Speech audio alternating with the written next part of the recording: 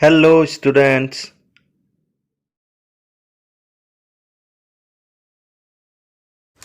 Students आज मैं chemical kinetics chapter start कर रहा हूँ। केमिकल काइनेटिक्स क्यों पढ़ना पड़ रहा है, केमिकल काइनेटिक्स के बारे में क्यों जानना है। अब केमिकल काइनेटिक्स में हम रिएक्शंस का स्पीड और उसका मैकेनिज्म कैसे होता है ये उसके बारे में जानने के लिए ये चैप्टर हम लोग को पढ़ना पड़ेगा। अब केमिकल रिएक्शंस में कैसे रेट ऑफ रिएक्शंस में जो स्पीड ऑफ रिएक्शंस में कौन सा फैक्टर अफेक्ट करता है इसके बारे में भी इस चैप्टर में पढ़ना पड़ता है।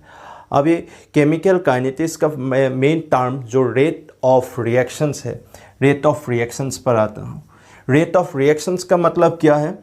The change in concentration of any one of the reactants और products per unit time of a reaction is called rate of the reactions. मतलब रिएक्शंस का एक कोई भी रिएक्टेंट्स हो या प्रोडक्ट्स उसका पर यूनिट टाइम पे कॉन्सेंट्रेशंस कैसे चेंज हो रहा है उसके बारे में जो टर्म रिप्रेजेंट करेगा उस टर्म को हम क्या बोलेंगे? Rate of the reactions.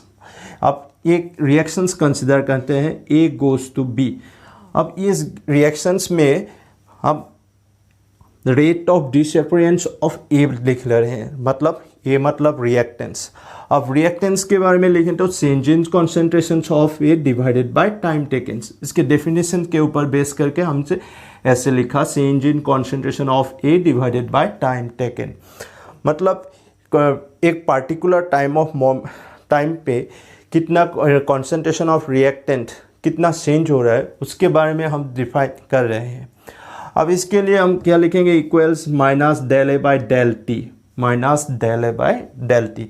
मतलब एक पार्टिकुलर टाइम में रिएक्शंस का कॉन्सेंट्रेशन ऑफ रिएक्टेंट कितना चेंज हो रहा है उसके बारे में हम डिफाइन कर रहे हैं। उसको हम रेट ऑफ डिसअपियरेंस बोलेंगे। रेट ऑफ डिसअपियरेंस क्यों बोला? क्योंकि रिएक्टेंट्स का कॉन्सेंट्रेशन क्या होता है पार्टिकुलर टाइम में ये डिक्रीज़ हो रहा है। अब डिक्रीज़ होगा, अब डिक्रीज़ होगा तो उसके लिए ये हमने क्या लिखा? ये नेगेटिव साइंस। ये नेगेटिव साइंस डेल ए के आगे में लिखा है। डेल ए के आगे में जो नेगेटिव साइंस लिखा कि मतलब उसका मीनिंग क्या बता रहे हैं? Concentration of A decreases with times. Reactants का कॉन्सेंट्रेशन पार्टिकुलर टाइम के अगेंस्ट में वो क्या हो रहा है? कॉन्सेंट्रेशन डिक्रीज हो रहा है। अब इस डिक्रीज को रेट ऑफ डिसअपियरेंस बोलेंगे। सो रेट रिएक्टेंट के टर्म्स में हम रेट को कैसे लिख सकते हैं? Rate of disappearance. ऐसे हम प्रोडक्ट के लिए भी लिखेंगे। प्रोडक्ट के लिए लिखेंगे तो क्या लिखेंगे? रेट ऑफ अपीयरेंस और रेट ऑफ फॉर्मेशंस ऐसे लिख सकते हैं। स्टूडेंट्स आप देखो, इन केस ऑफ प्रोडक्ट हम क्या लिख सकते हैं? Rate of appearance of B. Product के लिए हम क्या लिखेंगे? Rate of appearance. अब इसमें product of rate of appearance of B equal change in concentration of B divided by time takens. अब कॉन्सेंट्रेशन चेंज, अब प्रोडक्ट के लिए हम जब लिखेंगे plus del B by del t, del B by del t. अब इसमें minus नहीं लिखेंगे, इसमें प्लस लिखेंगे। क्यों प्लस लिख रहे हैं? क्योंकि प्रोडक्ट का कॉन्सेंट्रेशन टाइम के अगेंस्ट में क्या होता है? इंक्रीज होता है, और इंक्रीज होने से क्या होता है? तो प्लस साइन से रिप्रेजेंट करेंगे।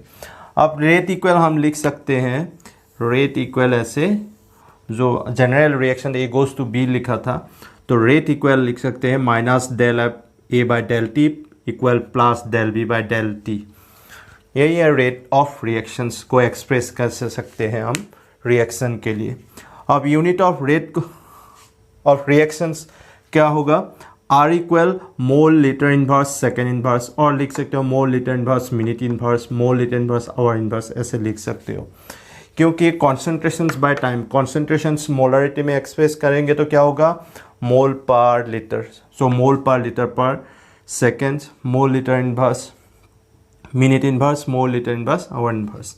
अब ये होगा units of rate constant. In case of gaseous reactions concentrations are replaced by pressures.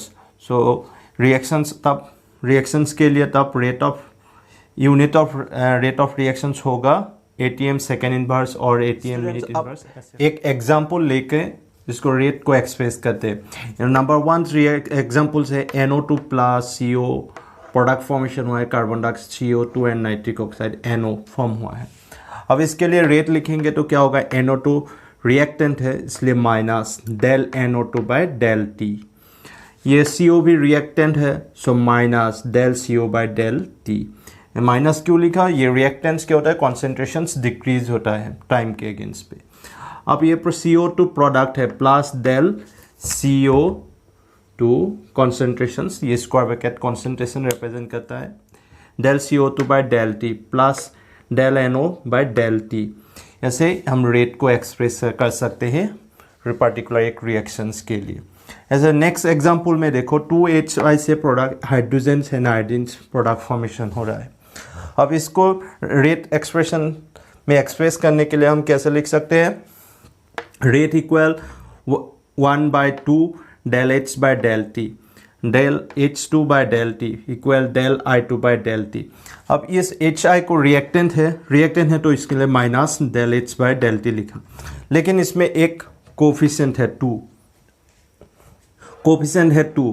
अब इस 2 को क्या कर सके, ये 2 मोल्स के लिए रिप्रेजेंट कर रहे हैं इसको, इसलिए हमको क्या करना पड़ेगा, इसको डिवाइड करना पड़ेगा। जो भी कोफिशिएंट रहेगा रिएक्शंस में उसको हम क्या करना पड़ेगा, डिवाइड करना पड़ेगा।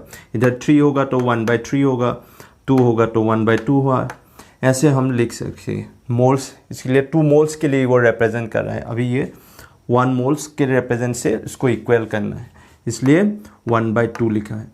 और बाकी ये प्रोडक्ट के लिए तो प्लस ही होगा, ये साइन प्लस होगा इधर और प्लस होगा। ऐसे हम एग्जाम्पल्स के लिए कोई भी रिएक्शंस के लिए हम रेट ऑफ रिएक्शंस को एक्सप्रेस कर सकते हैं। स्टूडेंट्स अब न्यूमेरिकल्स पर देखो, एक for a reactions x + 2y goes to z, the rate of appearance of z is 0.2 mole liter inverse second inverse. Find the rate of disappearance of x and y. x and y का rate of disappearance calculate करना है। अब इसके लिए हम जो reactions दिया है x + 2y goes to z, इसके लिए रेट लिख लिया, रेट एक्सप्रेशन। रेट क्या होगा, minus del x by del t equals minus 1/2 del y by del t plus del h by del t। x and y दोनों reactant हैं so इसका concentration decrease होगा, माइनस सिंबल आएगा, और z तो product है प्लस होगा, और इसमें कोफिशिएंट 2 है उसको क्या करना पड़ेगा, डिवाइड करना पड़ेगा। ऐसे रेट एक्सप्रेशंस लिख लिया। अब क्वेश्चंस में और एक वैल्यू दिया है del z by del t, मतलब rate of appearance of z का value 0.2 mole litre inverse second inverse. अब ये क्वेश्चंस में दिया है। अब लिख सकते हैं हम रेट एक्सप्रेशंस के ऊपर minus del x by del t equals plus del z by del t, so 0.2 mole litre inverse second inverse. Direct rate of disappearance x का निकल गया। अब y के लिए क्या करना पड़ेगा, y इक्वल हम लिख सकते हैं minus half del y by del t equal del z by del t, so लिख लिया। अब minus del y by del t equals मतलब rate of disappearance minus del y by del t को represent कर रहे हैं। Minus del y by del t equal हम क्या लिख सकते हैं, del z by del t into 2, so 0.2 into 2 करेंगे तो 0.4 मोल लीटर इनवर्स सेकेंड इनवर्स निकल गया। अब ये दोनों rate of disappearance of x, rate of disappearance of y दोनों निकलते हैं।